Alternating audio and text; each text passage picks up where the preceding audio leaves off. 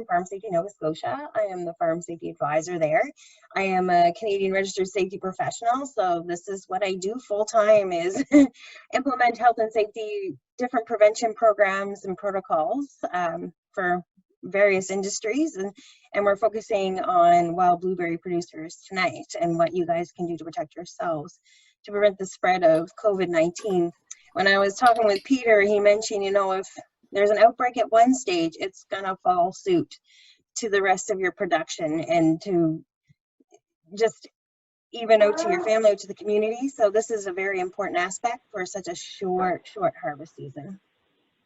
So what I'm going to do, I'm actually going to share my screen because a lot of our resources are available on our website.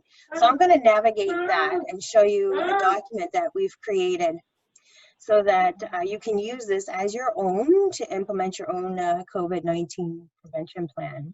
So I'll show you how this all works. Just give me a moment here.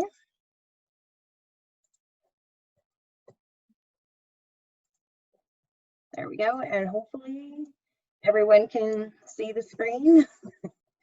If not, speak up. So this is the main Farm Safety Nova Scotia website. So it's farmsafetyns.ca. And what we've done is created our own page for COVID-19. So it's easy just to get on the main page and just navigate right to that button. This is where all your information is going to be. So here's how the page loads. So we've broken everything up into different categories. So hopefully it's a little bit easier to find. What I'm going to do actually first is show you two documents that are going to be key. So the first is this resource guide. So when you click on this photo, it will open up all the information for the resource guide.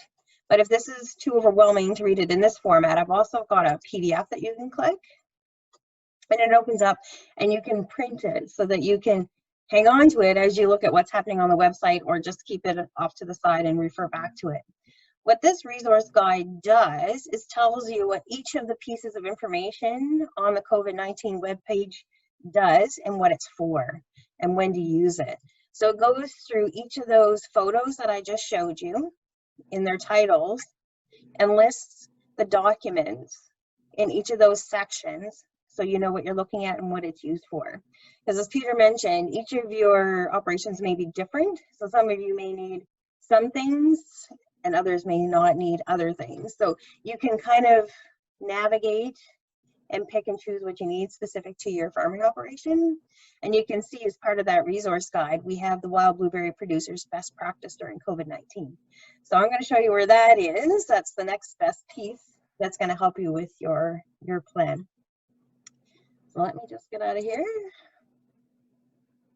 back out. So your producer's guide is under Farm Safety Plan Supplements. So you want to go under that photo. And then below, you want to go to Commodity Specific Best Practice Guidelines. And here's the Wild Blueberry Producers Guideline. And it also opens up into a PDF. I'm going to go a little bit slower in a second here, just to introduce you to all of the documents, but I just wanted to highlight these two first. So you know you can go back to this particular document and get all the information I'm going to refer to later. We're going to send this document out at the end of the presentation, correct, Peter? Yeah, we're going to be sending an e-newsletter out to our membership tomorrow, and it's going to have this link in it. So it's going to take you directly to there, and also link to the Farm Safety website. Perfect. So in here, if you leave it open as a PDF, anything that you see highlighted with that is blue with an underline is a document that is linked. So if you click COVID-19 Health and Safety Prevention Guide, this is the main guide for the entire agricultural industry that we have available on the website. So you're going to see your guide is very similar, but has taken out anything that we didn't feel was applicable to your particular commodity. So anytime, and I'll scroll back down, you see anything blue, this will take you to the public health website. hazard assessment will take you to AgSafe BC website, actually, where they have a very comprehensive blueberry hazard assessment already pre-done for you for COVID-19. It's a very good resource. Links to our website for training workers, all your posters and signs, contact tracking log. Just a quick question. Are you going to show the signs a little bit too? Yeah, I'm going to go right into that photo with all those listed. Absolutely. The outbreak, what to do. This goes back to another public health document as well, and if you get sick. So you can see there's quite a few things highlighted and underlined in blue that you'll have reference to. This document in total is about 8 pages long. So it's not that long at all, but it's all inclusive. So just to highlight too, we have a separate section for fresh pack considerations. We found there was a few things there that wasn't all encompassing in the other categories, so we pulled them out and put them in a separate piece so that you would have a little bit your own little piece there to reference without being jumbled up with everything else. So I'm just going to leave here a second and go back to the main page. And here again are all the photos. So where you just looked at the Wild Blueberry Producers Health and Safety Prevention Guide was under Farm Safety Plan Supplements. So if you want to make a note here, just make your note to say, click on Farm Safety Plan Supplements. And then go to commodity specific best practice guidelines, and you're in that category. So this gives you all of the particulars for your particular commodity.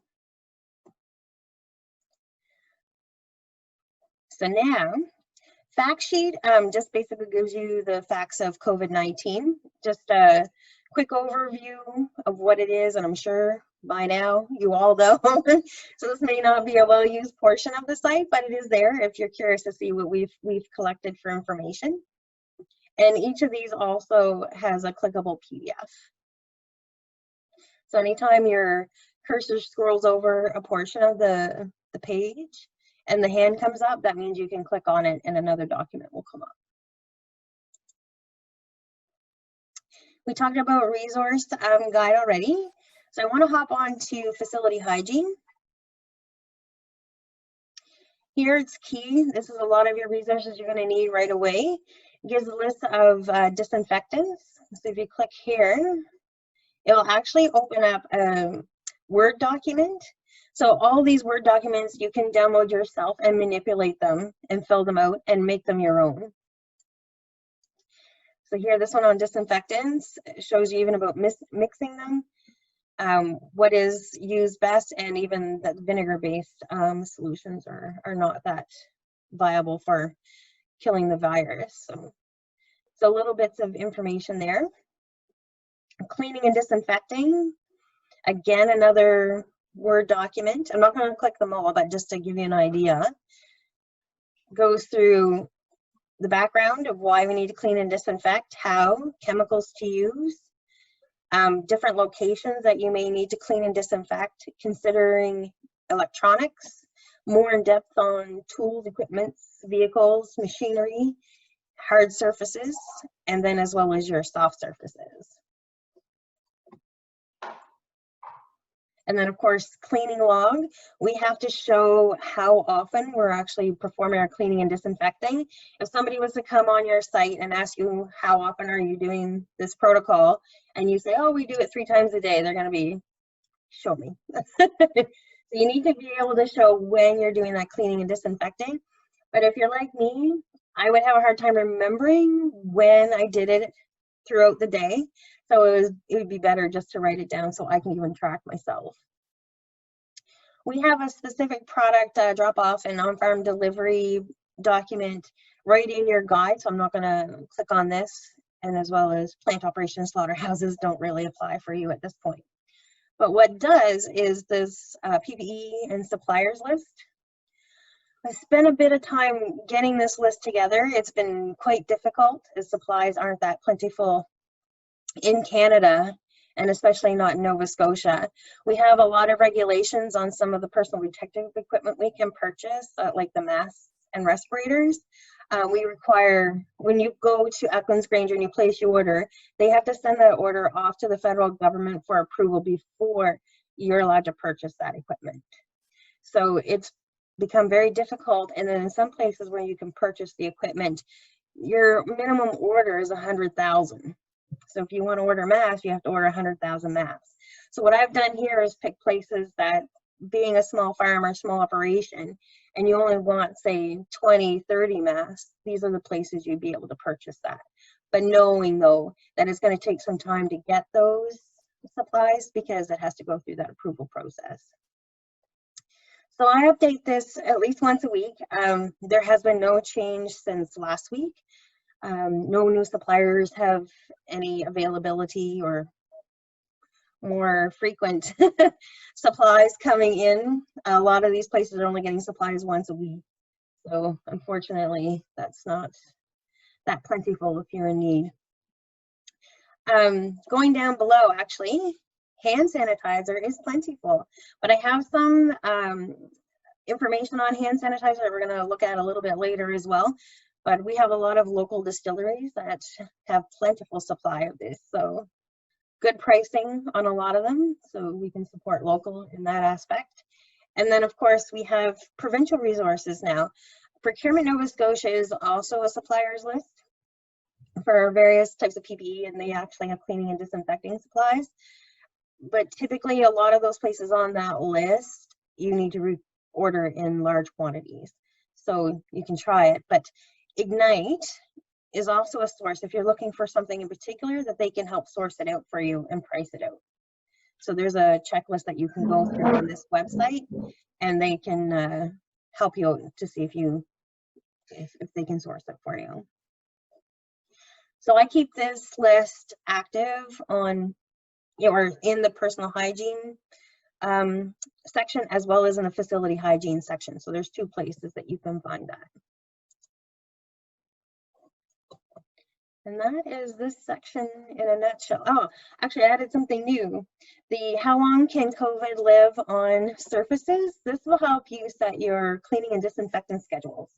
I thought this might come in handy when you know how long the virus will live on plastic, especially wood, cardboard, any glass surfaces.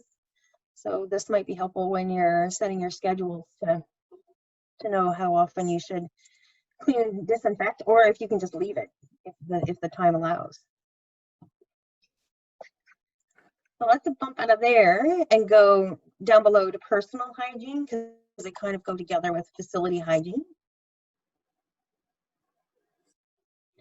And in here, it has a lot of your wearing a mask, and you're hearing a lot of that now in the news and when it is best to wear it and why. Also, a great little comparison chart here, which I'll bring up. A lot of people may be looking for an N95, and if you haven't heard, there's also another mask of similar capabilities, which is KN95. They're just different manufacturers, and so here's a comparison chart of what those two masks can do. And basically, if you go to Eklund's Granger and you say you need N95s for this particular purpose, if they offer you KN95 because they have plenty in stock, it's acceptable to use that same mask. They cover and can protect against the same micron size and dust, chemical, whichever you happen to be looking for to protect yourself against. This is a great little resource here. Also, hand washing poster. I have it here as well as in the posters. Another great resource is this hand washing in the field. Just going to click on this one. This kind of helps you figure out. We're seeing the word files. What's that? I'm not sure we're seeing the word files. I think you may have to. Oh. Yeah. Here, let me.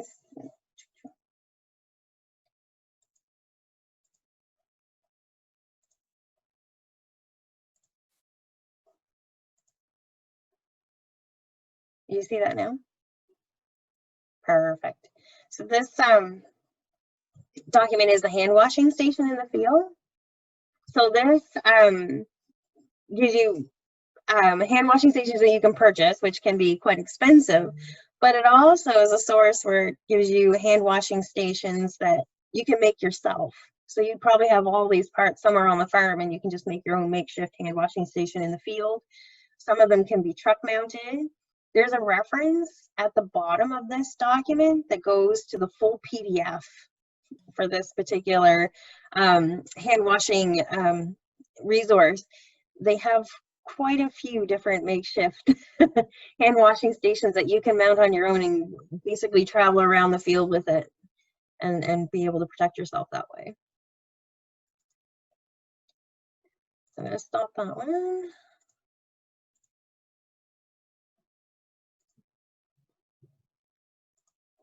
And come.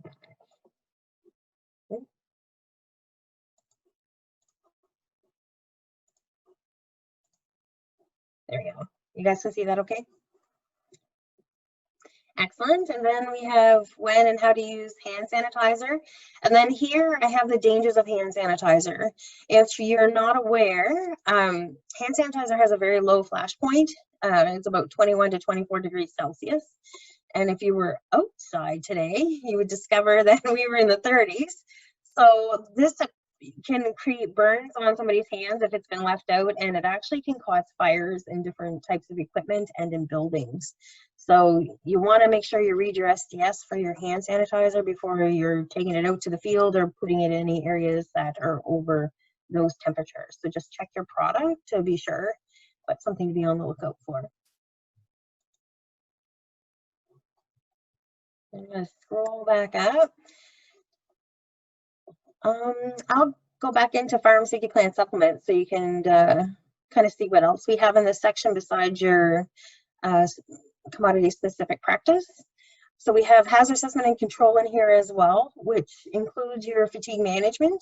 On our website as well, we did Cultivating Your Way to Burnout a webinar last month, and you may want to take a look at that to see how it is affecting you. The results of the webinar were quite interesting. It turns out people are getting enough sleep, but the stress of this whole pandemic situation is actually creating fatigue. So it's an interesting little tidbit there and webinar results.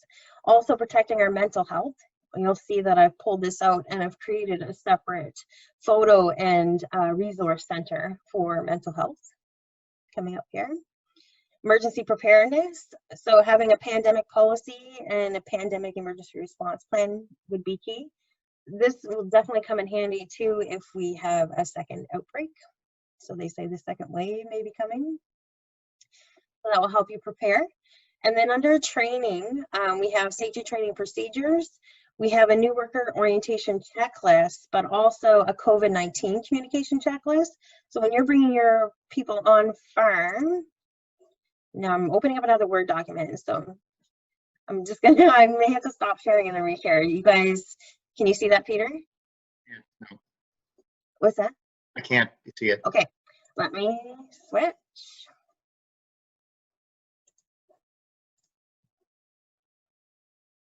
Now you can see that? Yep.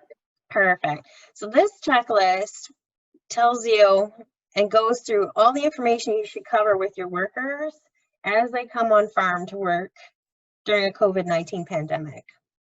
So this is it doesn't take very long to go through.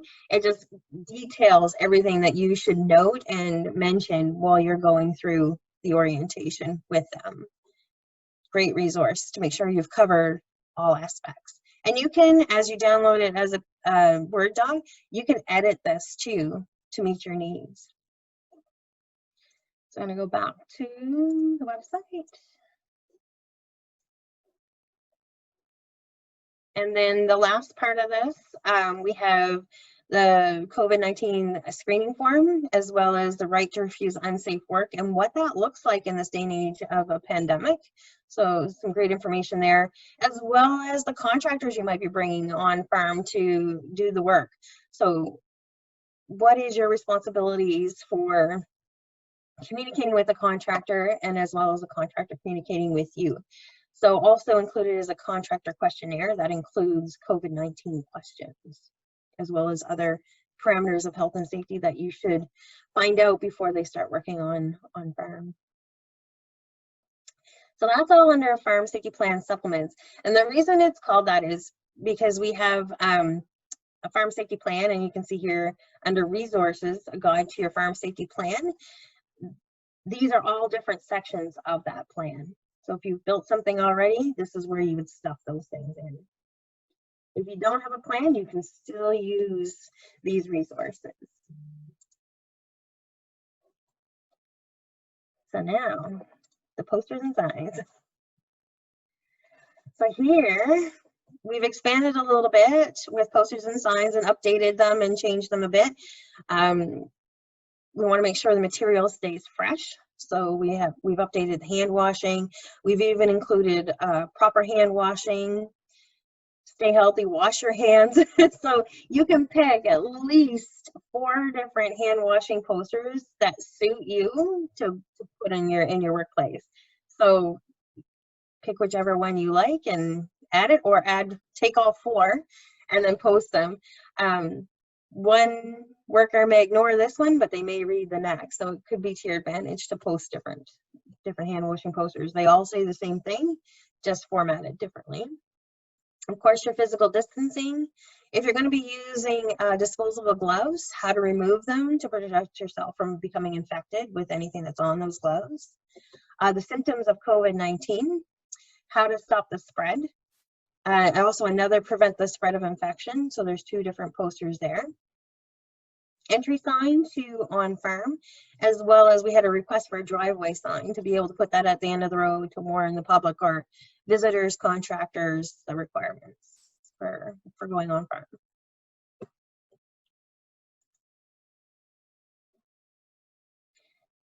Up here is a neat little document called Troubleshooting. This goes through, and again, it's available as a PDF if you want a paper copy of that. Just what I should say, things to consider. There's just so much information on here. If there's an outbreak on farm, what you should do, how to prepare for it, just in case, if you will. And then, of course, the operation, if you have essential services and non-essential services. And then, of course, if somebody tests positive. So how does this all kind of play out? So then I have some considerations at the bottom to help you with your plan.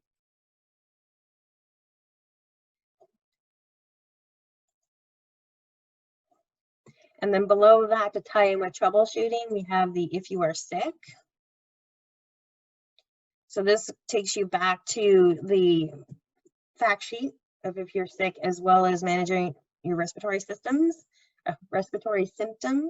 And then, of course, calling 811 or your local healthcare provider to let them know that you're experiencing those symptoms and organize testing and get direction from them. We also have resources in Spanish.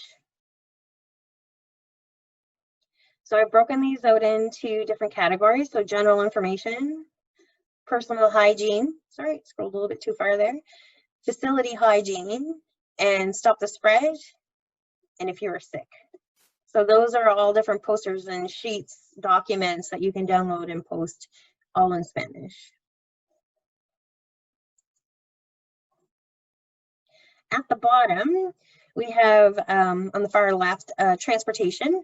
There's a component in the Wild Blueberry Producers Guideline of Transportation which reflects this. So this is the full detailed document here. And what I've done in the guideline is just pulled this out and added it in, so you wouldn't have to go back to this. And then in provincial resources, we've looked at a couple of these already. We looked, and if I scroll down, we looked at the personal protective equipment. So Procurement Nova Scotia and Ignite are here again. So if you've forgotten where they were on the other sheet, they're again here. We also have the link to the Government of Nova Scotia Public Health website, specifically to coronavirus. And then provincial commodity specific documents that were released. So we have food production industry, we did UPICs for farms, as well as there's a forestry sector guidance document there too. These were all put out by Nova Scotia, Government of Nova Scotia. Here below, fillable COVID-19 protection plan checklist.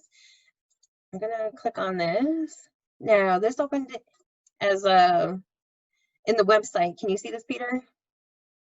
Okay, perfect. So this is put out by the Government of Nova Scotia, and it's a blank template for building your own COVID-19 health and safety guidance document.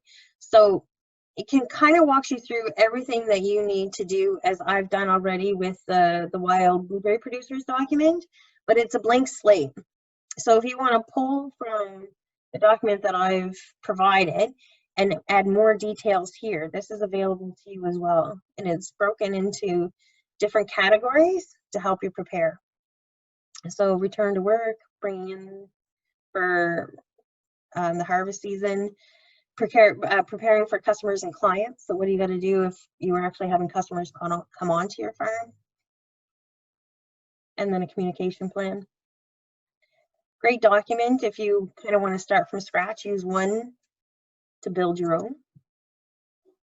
And then of course, down below, the Nova Scotia Health Authority website is referenced at the bottom. Then in the COVID-19 Health and Safety Prevention Guide, we've touched on this already when we went into one other section. But this is the complete guide for the document that I provided for you. So this is very detailed. If you can see, we've looked at this a little bit already. So you can come back here if you want a little bit more background on some of the information that's in your guide already, or you can take this and build from your own. So that's available. And the last piece that we have is maintaining mental fitness. It's coming up here. So every Tuesday, Dr. Bill Howitt from Howitt HR is putting on a webinar to help us learn tactics to maintaining our mental fitness during the COVID-19 pandemic. So as you know, there's been a lot of stress, changes, anxiety, isolation. So much have gone on during the last 4 or 5 months that he's focused on a micro skill to help us deal with each of those components. Journaling is a key one. We'll add journaling in its own section this week. Coping with grief and regret, like our lifestyles have completely changed. We've been separated from what we normally can do. So the loss of having our freedom to do those things is great. So there's some micro skills there. So each one that you click, so if I click gratitude, it will open up the information for that particular micro skill. And some of them will have linkable resources as well to go back to, such as Journal 45. It will actually go into a whole new document and it brings up that journal specifically.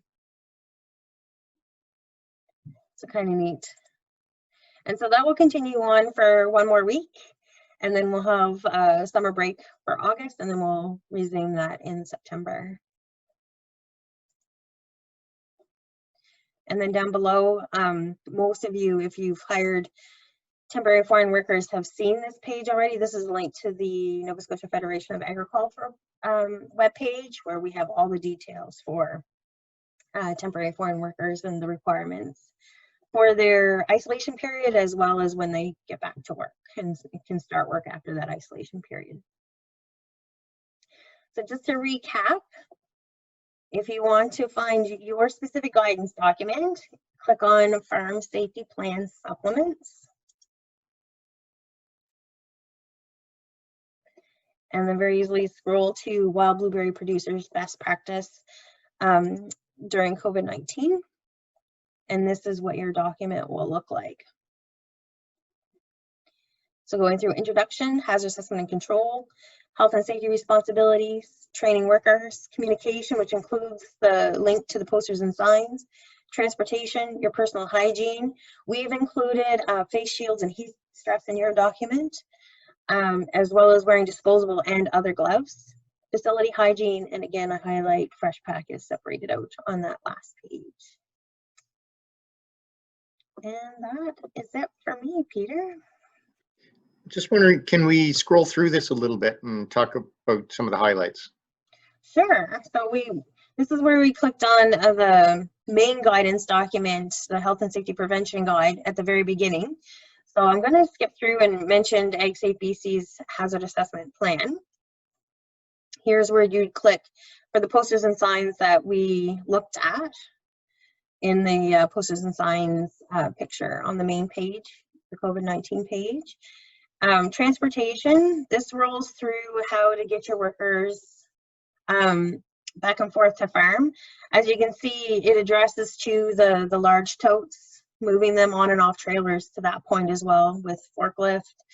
Using pallet jacks are included in that. And then of course, cleaning and disinfecting, highly touched surfaces. One of the main things here though, if you have drivers, is to make sure you have that contact tracking log so you know where they've been. So if there's an outbreak, hopefully we'll be able to track it back and contain it very quickly. That's a very important document. It goes through here what to wipe down, but also keeping increased ventilation while you're using your vehicle.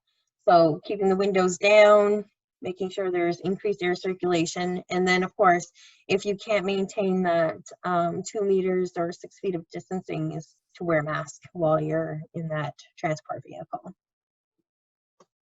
We highlighted what to do with an outbreak, but here's some of the information for those hand washing stations that are portable, so that you can move around the field with you or wherever on farm location, you can move them depending on where you're working. Or if you don't have enough, you can supplement what you already have with more hand washing stations, because as I mentioned, the hand sanitizer might be challenging for you for this time of year due to the heat. And so this links to the that PDF that I mentioned earlier that shows you how to make the different kinds of hand washing stations for the field. And here's all your information on hand sanitizer, wearing a mask, and this links to actually how to wear the mask and the do's and don'ts of wearing that mask. Here's face shields. We added this in as we noticed a lot of you have the challenge with not being able to actually put up a physical barrier, especially at fresh pack plants. Anywhere if you're doing shipping and receiving, if you're coming in contact with another person, anywhere if you're working outside in the field and you're working closely, we found a face shield will be much more effective than trying to mount a plexiglass barrier around you. But it's key to choose the right face shield, and I've added that information in here. So I believe it's right here. A face shield should extend to below the chin. It should also cover the ears with no exposed gaps between the forehead and the shield's headpiece. So I've seen some shields that are just covering the very front of the face, and that won't be as effective for you. So just make sure it wraps around the whole entire face. And then of course, public health requires us to wear a mask with that face shield. So making sure you have both. Heat stress is key. Some of the locations, especially in fresh pack, you might be working in enclosed spaces that don't have a great deal of ventilation, working outside in the heat under the sun. If you're wearing extra gear, heat stress is going to be a huge problem for you. If you're working on a tractor with no air conditioning, a harvester with no air conditioning, this is going to be key to make sure you stay hydrated and mitigate the risk of suffering from heat stress. So heat stroke is your most severe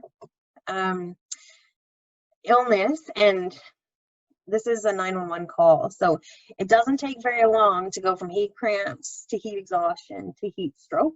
So this is an area that you should focus on to make sure you maintain your hydration, but also staying cool throughout the day and how to do that. Below that is wearing disposable or other gloves. We've disposable gloves may not work for you. They may tear very easily depending on the task and what you're handling in the field, in the shipping and receiving area, fresh pack area. Any place that you might be working and the gloves could get caught, the disposable ones may not work. So you may have to fall to a leather or cloth glove. So consider those can also become contaminated. So looking at making sure you launder those in hot water, or chuck them and replace them with a new pair of gloves, just depending on what you have available for resources, and make sure your hands still remain clean. That's the beauty of not wearing gloves. You can usually feel when your hands get dirty and you'll wash them, right? And you'll keep a regular washing schedule. But if that's not possible and you have to use those gloves, just be cognizant of changing them regularly and making sure they stay clean. I'm sure you've heard a lot about physical distancing, making sure you stay your 2 meters, 6 feet apart. This has been the key for the public health and has said that it is key to prevent the spread of the virus. So we have some hints and tips in there, perhaps staggering work times, making sure your hand washing stations too are even separated, or create a rotation schedule for those stations. Using directional signs may help maintain that, especially in your shipping and receiving stations. And then of course we highlighted a lot of the cleaning and disinfecting procedures. We even have a list, a link in disinfectants to the Government of Canada website that lists the EPA registered disinfectants. So those are the ones that they say, and you can see it says here, that are most effective in preventing the spread of COVID-19. Your list of surfaces to clean and disinfect. And here we've highlighted your shipping and receiving stations. So some different tips for those particular areas are all listed in here, to the point of information for your drivers. So where do they go? Who do they contact, maybe before they arrive and after they've arrived, before they start loading or unloading. Even the expectations for them for cleaning and disinfecting equipment, washing their hands when they get out of the vehicle, staying their 6 feet, 2 meters apart. Also keeping a log at the station of who's come and gone when. This again is just almost like your transportation contact tracking log, so that you know who's come and gone. So if there is an outbreak, you can narrow that down very quickly. And then of course, preparing your materials to be picked up and delivered. So going through wearing your gloves or your hand washing technique needs to be key in maintaining your 2 meters or 6 feet of distance. And at the end here, this is where we have fresh pack, and we've separated out into 2 categories of personal hygiene and facility hygiene. Just trying to remember what we put in here that would be specifics. Yeah, I think it's that one's fairly straightforward. I think if people read through it. I'm not saying anything that's a surprise. Yeah. So I wonder, maybe we could, if anybody has any questions, maybe we could, they could just unmute themselves and they could ask specific questions on different scenarios perhaps, and we could kind of talk through it a bit. Sure. Hi, Peter. It's Wayne. Yeah. And yeah, can you hear me? Yep. Yeah. I'm just wondering, most of us will be dealing with the proximity on the cleaning line to other people and so forth. And I'm wondering if folks are, if we need to do fewer staff, fewer people on the line. And I guess the other thing is that from what Lori has said, it sounds like face shields would be a good precautionary measure, as well as masks. So I'm just wondering the practicality of is that what it's, to me, I guess it's looking like, besides handling the public, it's looking at more hand washing, masks, and possibly face shields. For fresh pack, absolutely, I think. And the intention of maybe you do put one less person on that pick line. Yeah. It's going to, it might, obviously that'll impact your productivity. Yeah. Yeah. Okay. Any other questions? So there's a few things, like most people, it's, the issues are going to be picking in the field. And if you're picking with a large bin loader, obviously social distancing is going to be quite easy because there's not a whole lot of people in the field, but it's those, you need to think about those times where the crew, if you have 4 or 5 harvesters in a field, when you're loading, when people get together, and having the ability for them to wash hands is something to consider. And of course, the other thing, I think the real pinch point is going to be at the shipping and then receiving stations. We need to think about how those, the totes, and if people are still handling small boxes, how that happens and how you have traffic flow at the receiving stations. Just want to mention, Peter, if people don't have questions right now because they're trying to absorb all of the information, and once they finally get that guidance document in their paws, they can call or email me anytime to ask farm-specific questions or exploration questions, whatever it be. I'm open to that, and there is no fee for that service. So just had a question here about face shields and fogging. Can you comment on that a little bit? Absolutely. I mentioned this in the guidance document as well. If your mask is fit properly, and it shows you how to do that in the guidance document as well, it should have no air leaks. They're not supposed to fit tight, but they're supposed to fit to the point where there's no air leaks up and out. So there shouldn't be any fogging of that shield. So as long as that mask is positioned correctly, there shouldn't be any fogging. The same if you were to wear prescription glasses. If you're wearing just a mask with prescription glasses, if you find they're fogging, then the fit of that mask isn't quite right.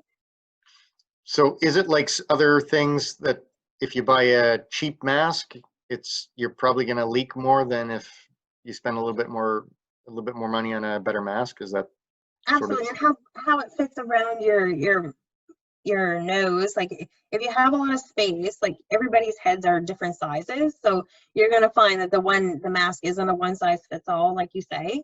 So you do have to try on a few and make sure that the top of your mask that's below your eyelids, because you're seeing a lot of people with them sitting quite close to their eyelids, but below and close to the nose, and then comes around close to the side of your face and comes under the chin. So make sure it doesn't rest in the front of the chin, but comes directly under the chin, and that will prevent any of that air from escaping.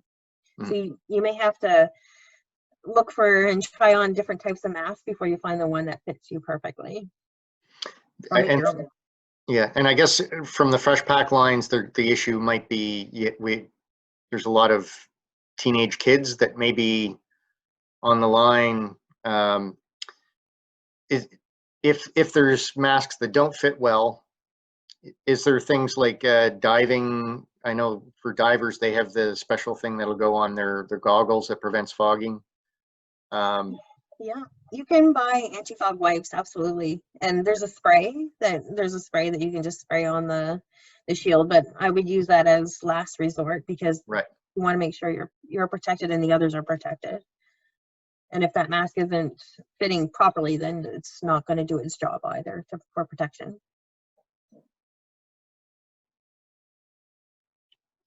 Okay. Any other questions related to any aspect of harvest? I don't have, I'm from Crossroads Blueberry Co-op. I just have a question. Sometimes I'm not worried about the growers coming in with the big totes and that. I'm worried about the growers coming in with the little boxes. Sometimes we unload 2 or 3 at a time. Is it best just to unload one grower at a time this year, or what? Absolutely. The less you create, if you will, a traffic jam or a mixture of people, I would prevent that as much as possible. Yeah, no, I was thinking that one grower at a time should be unloaded, but I just wanted to clarify that. Unless you can keep them completely separate, but yeah, I would do them one at a time. Yeah, no, that's great. And there's something you can think about for an efficiency standpoint is if you can try and get them to stagger. This is a perpetual problem, I realize, but getting them to stagger when they come to the receiving station rather than all at 8 o'clock at night.